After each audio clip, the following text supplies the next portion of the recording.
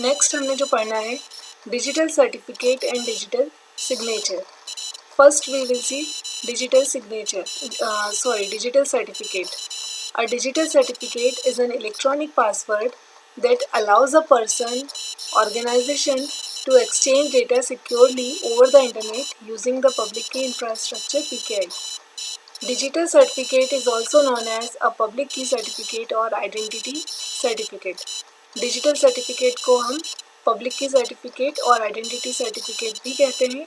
और digital certificate जो होता है वो एक इलेक्ट्रॉनिक पासवर्ड है जो कि किसी पर्सन को, किसी ऑर्गेनाइजेशन को अलाउ करता है कि वो डेटा को सिक्योरिटी के साथ एक्सचेंज कर सकें over the internet. Okay. Next digital signature. क्या होते हैं digital signature?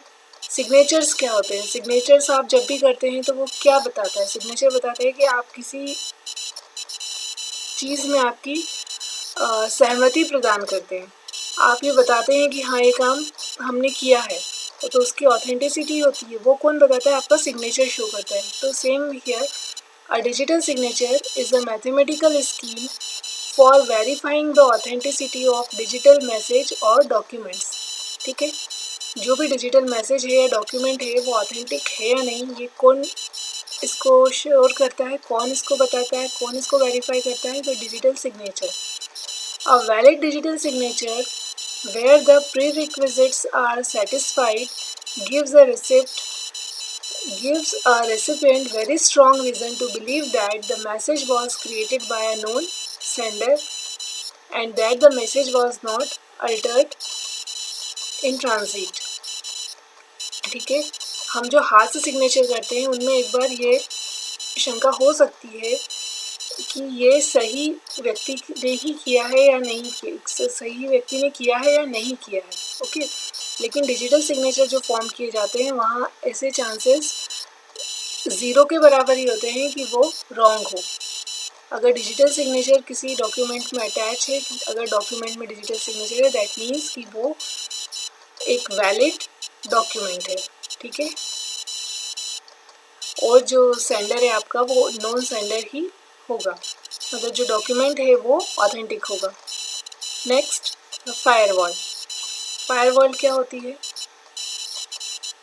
In computing a firewall is a network security system that monitors and controls incoming and outgoing network traffic based on predetermined security rules.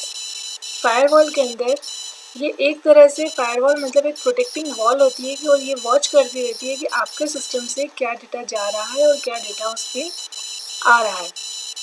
और वही data आ सकता है और जा सकता है जो कि उसके अंदर लिखे गए रूल्स के अकॉर्डिंग होगा. जैसे फायरवॉल की सेटिंग होगी उसके अकॉर्डिंग होगा. A firewall typically establish barrier between a trusted network and an untrusted network.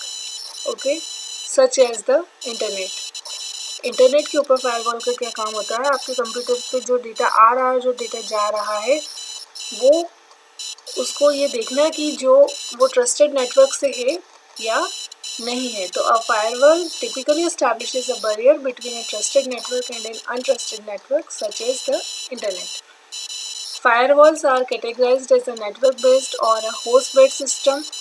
Network-based firewalls can be positioned anywhere within a LAN or WAN.